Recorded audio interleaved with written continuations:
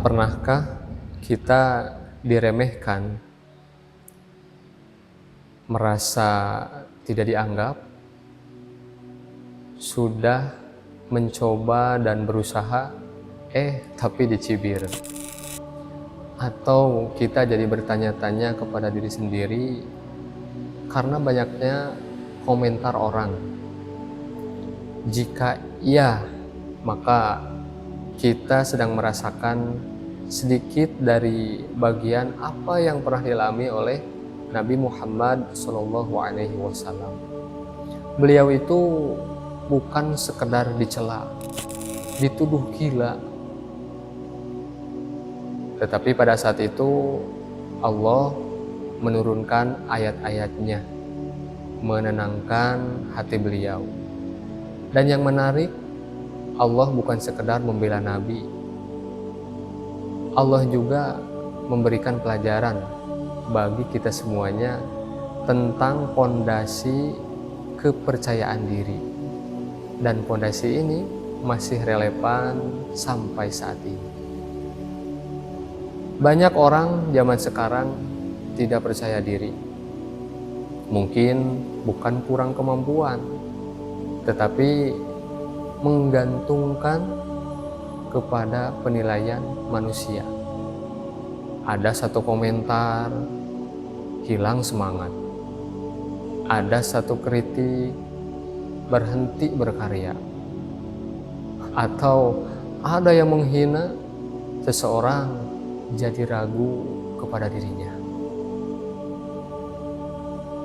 Padahal ketika kita menggantungkan kepercayaan diri di atas penilaian orang lain,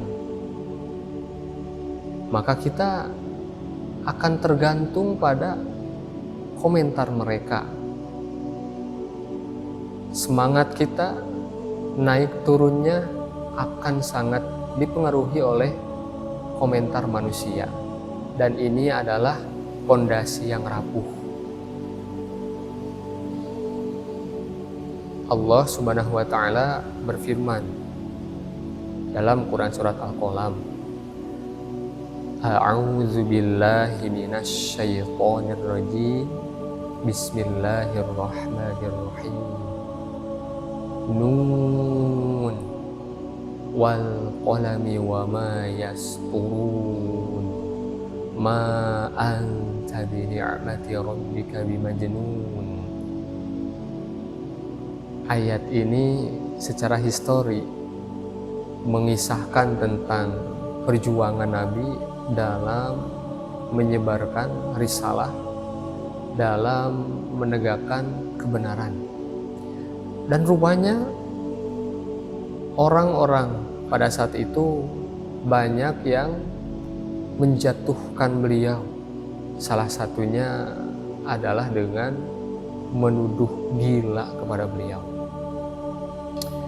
Tetapi Allah sampai bersumpah demi pena, wal qalami wa ma yasturun.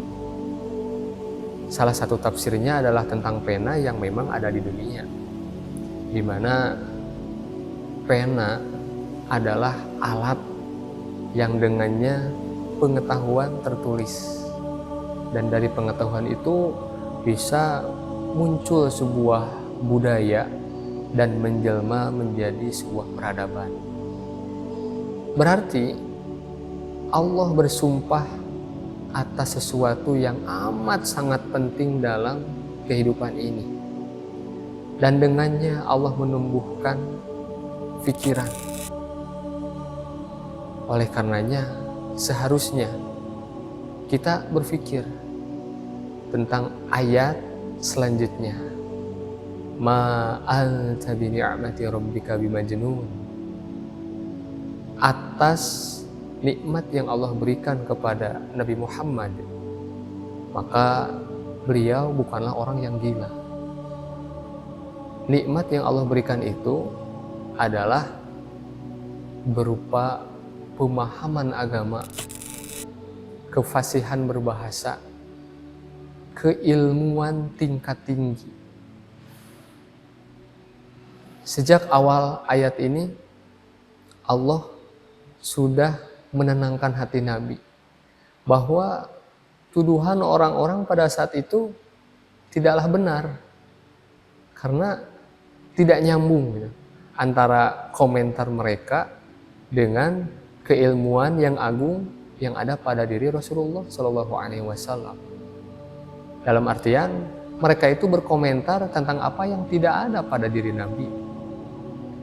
Belum lagi di ayat selanjutnya, wa inna laka la ajrun ghairu mamnun, bahwa atas perjuangan Nabi Muhammad itu, walaupun ada tantangan, cemoohan, dari jerih payah itu Allah menjanjikan kenikmatan di surga yang tiada batasnya. Ditambah lagi rasa optimis Nabi, sudah ditenangkan bahwa apa yang dituduhkan itu tidak sesuai dengan kenyataan, dan dari perjuangan itu Allah akan memberikan pahala yang amat besar luar biasa bagi beliau. Kemudian Allah melanjutkan lagi, wa innaka la'ala khuluqin azim, bahwa Nabi Muhammad itu adalah orang yang berakhlak mulia, berbudi pekerti luhur, luar biasa. Jadi kalau saya bahasakan track record kehidupan Nabi atau citra Nabi di kalangan orang-orang pada saat itu berbicara sangat lantang dibandingkan dengan tuduhan mereka. Sudah mah ilmunya tingkat tinggi, akhlaknya akhlak yang agung, dan mereka pun mengakui Nabi Muhammad sampai digelari Al-Amin, orang yang terpercaya. Dalam artian tuduhan mereka tidak sesuai dengan fakta. Ini luar biasa. Kemudian Allah berfirman lagi, fasatu basiru wa yubasirun bi ayyikumul maftun.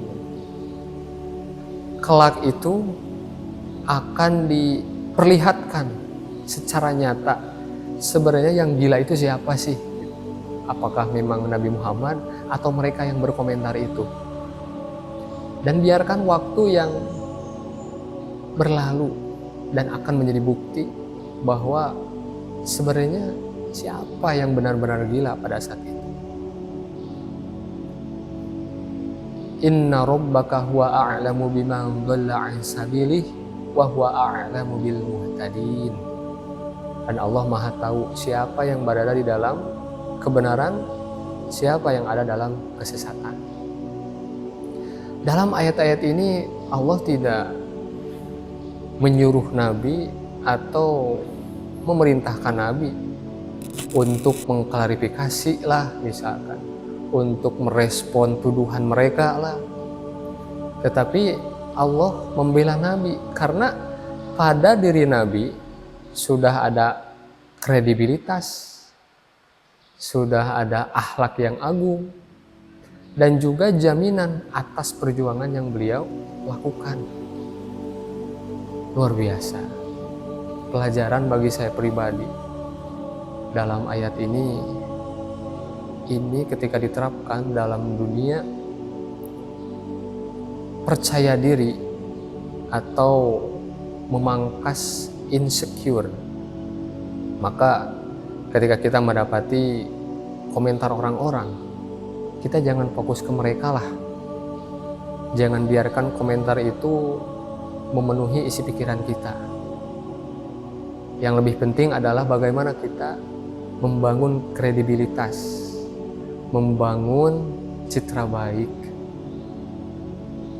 Mereka menjejak yang positif, dan kelak insya Allah dari hasil jerih payah perjalanan hidup kita itu dengan sendirinya bisa menakis apa yang orang-orang komentari tentang diri kita. Luar biasa. Inilah pelajaran dari Quran surat Al-Qalam. Belum lagi di ayat-ayat selanjutnya, kita itu diperintahkan untuk meninggalkan orang-orang dengan kriteria tertentu. Maka silahkan untuk membaca, mentadaburi, merenungi tentang surat Al-Qalam lebih lanjutnya. Semoga ini bermanfaat untuk kita membangun rasa kepercayaan diri. Karena saya pribadi merasakan ketika saya menguasai satu ilmu dan menyusun sebuah retorika tertentu, ketika saya ada di podium, maka bisa lepas melakukannya, bisa dengan luar biasa melakukannya. Berbeda dengan tanpa persiapan, berbeda dengan menyampaikan sesuatu yang memang belum dikuasai. Itu sangat mengganggu, membuat ragu-ragu, dan otomatis kepercayaan diri menjadi sulit hadir dalam diri kita. Barakallahu fikum.